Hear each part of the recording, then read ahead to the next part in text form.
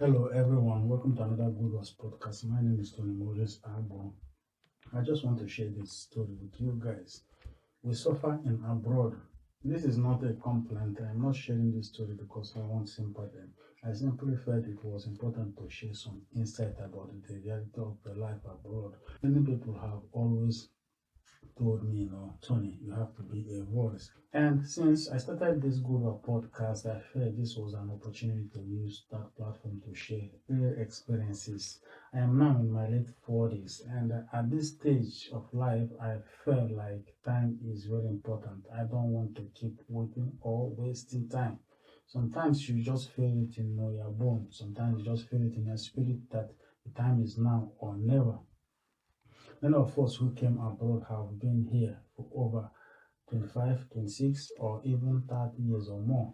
I strongly believe our generation is one of the best set of migrants that have ever came to this country. We came in peace, we've worked hard, and over the years, people have recognized that. But behind that success story, there are always many struggles that people don't know, people don't see. Recently, I had an accident. I fell and I broke my ribs. That experience reminded me how fragile life can be. One moment you are working strong and active, the next moment you are injured and you're trying to figure out where to go about life, trying to figure out, how to keep moving forward. When you live abroad, moments like that will quickly remind you that sometimes you are really on your own. Even with the broken ribs, I had to go to work that night. I had sent a message to my manager saying I wasn't sure if I could make it through the shift, but I would do my best. There was no reply. At that moment, I really realized I was really on my own. Some friends came by and they saw my situation. They asked me, do you want us to call an ambulance for you? I told them no, because there was nobody to cover my shift. It was late night. It was actually late night, and the job had to be done. They reminded me, your health is your wealth, and I thought to myself also, yes, my wealth is my health. But at the end of the day, I have to carry on. That night, I managed to complete my patrol. Normally, it would take me like 25 minutes to do one patrol, but it took me like 60 minutes. Every step was painful. That is when I completely convinced that something had gone seriously wrong with my body. I want to make this clear. My manager is a good person, is a good guy, and my job is honestly the best job I have ever acquired. It's the best job I have ever had in my entire life. Life sometimes, as they say, the devil comes for you when you are at your peak. But I hold on to the faith, as they also say, as the scriptures says. So don't fear, for I am with you. And that promise kept me going. Many of us return from visiting Africa after spending most of their money, most of their savings, helping friends and family. Then they came back and started building again from zero.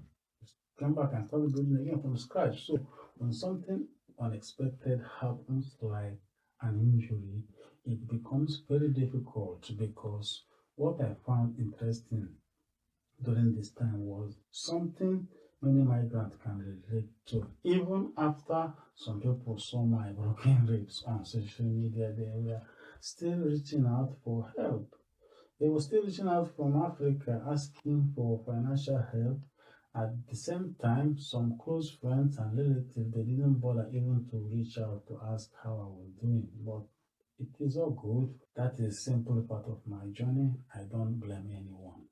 Sometimes people don't just understand the full reality of life abroad. Many people think that once you leave Africa and go to Europe, you have made it. But the truth is that many of us are still struggling. The truth is that many of us are still working very hard just to maintain a normal life. We work hard by hours. We pay rents, we pay heavy bills, and at the same time, we still try to support everyone. people back home. The pressure can be heavy. Sometimes that pressure alone can break someone. If they are not mentally strong, I was lucky in my way. My job doesn't require heavy lifting or intense physical movement. So I was able to return to work sooner than someone who's working in construction work or factory work might be able not to. But imagine someone in that situation, yeah, be unable to return to work for weeks or months. Life abroad is not always what people see on television or on social media. Despite all of that, I remain grateful. I have a decent job and I believe strongly in hard work and giving back to the society. I believe in giving back to the community whenever I can. That is part of what Guddoers presents. Helping, inspiring, teaching, and motivating others. I'm sharing this story simple to create awareness. People back home should understand that life abroad is not always easy. So when you see someone living abroad, respect their journey, respect them, understand that behind the smile and that pictures you see, there are many there may be many silent battles. For those of us living abroad, we must keep going. We must continue to stay strong. We must continue to stay kind and keep supporting one another because one day the experience and the knowledge and the wisdom we gain here will help us to build our community back home. We may suffer abroad sometimes, but suffering is not the end of the story. Giving up is not an option.